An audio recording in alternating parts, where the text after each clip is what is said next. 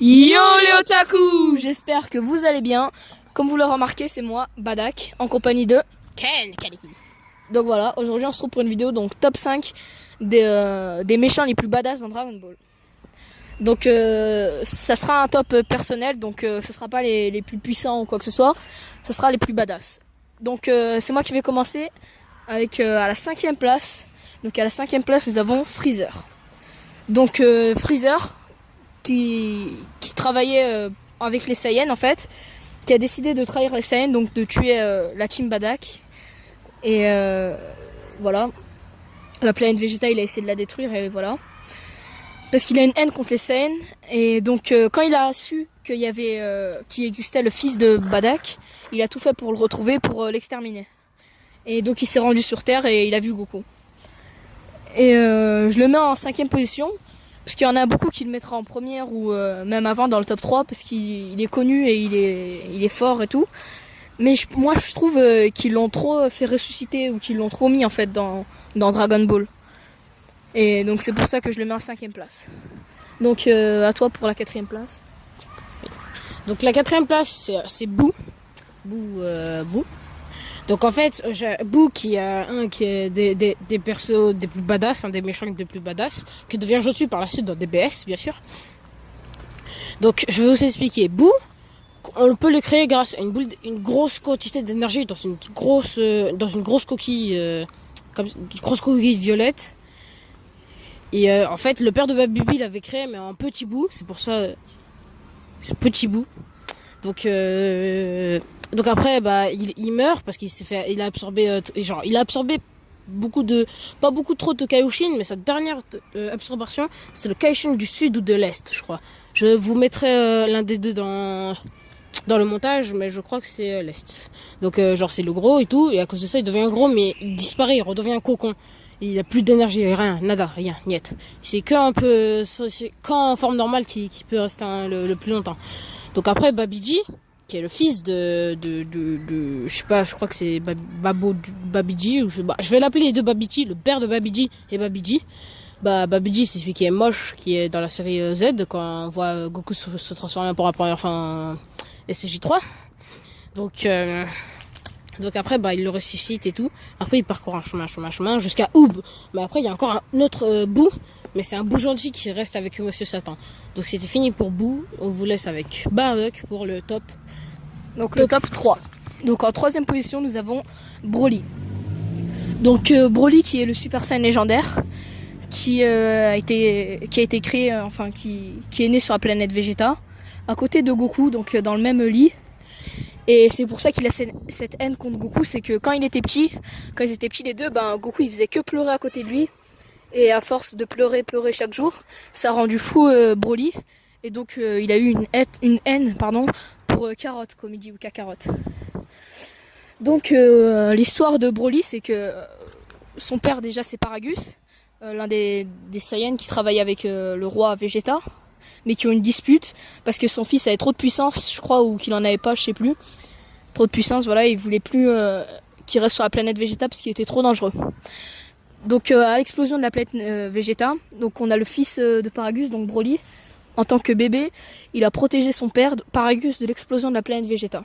Donc déjà ça montrait sa puissance étant bébé.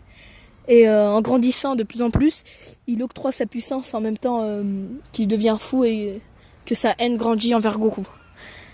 Et voilà, il existe 3 films sur lui. Donc on a le premier film qui est Broly, le Super Saiyan légendaire, je crois, ou juste le Super Saiyan légendaire. Après nous avons le retour de Broly et le 3e film, Bio Broly. Donc Bio Broly qui est le pire film. Mais je vous conseille d'aller voir le 1 et le 2, voilà. Donc je vais vous laisser avec mon ami Ken. Donc en fait, je vais vous le repasser parce que je connais pas trop l'histoire de Super C17, donc je vais vous laisser avec lui et je terminerai avec le top 1. Donc voilà, comme il vous l'a expliqué, il connaît pas trop Super Saiyan, donc ce sera moi, Badak, qui va vous expliquer son histoire.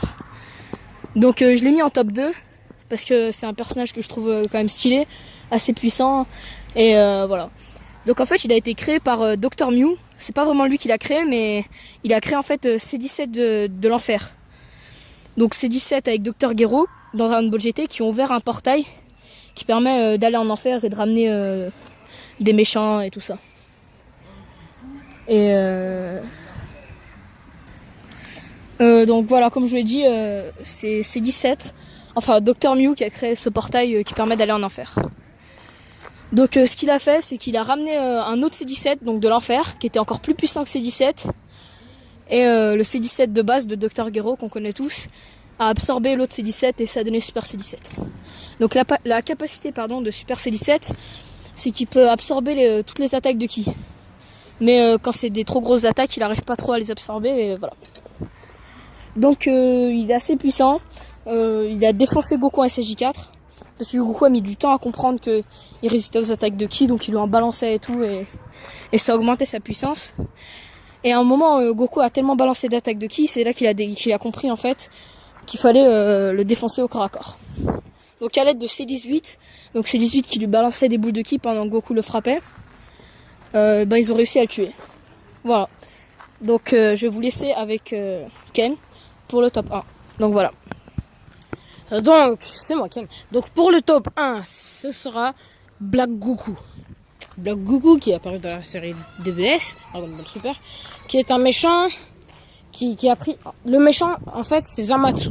Zamatsu, vous voyez de quoi je parle, vert, bizarre un peu, je vais vous montrer en montage. En fait, Zamatsu du futur a pris contrôle du Goku du futur. Donc, il l'a tué, mais il a gardé son corps grâce à un anneau magique. L'anneau magique permet de contrôler son corps et de faire ce qu'il veut avec le Ki et tout. Mais à un moment, Goku, quand il se combat contre Zamatsu, il remarque qu'il a le même Ki que Goku Black. C'est à ce moment-là qu'il remarque que Zamatsu du futur, est venu pour prendre son corps.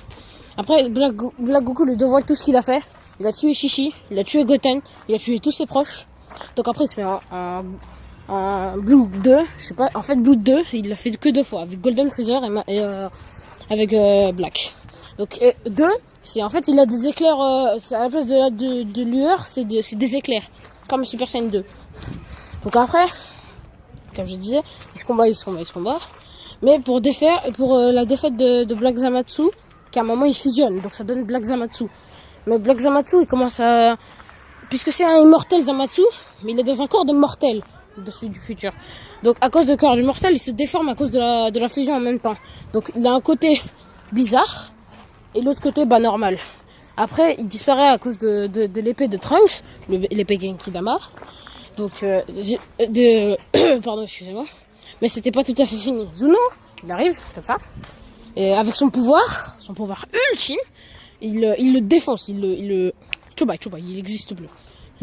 Donc, j'espère que cette vidéo vous aura plu. C'était un des meilleurs, c'était le top 5 des méchants les plus badass. J'espère que cette vidéo vous aura plu. Et je voulais dire à Badak, ciao tout le monde. Ok, allez, ciao tout le monde. Peace, peace, peace.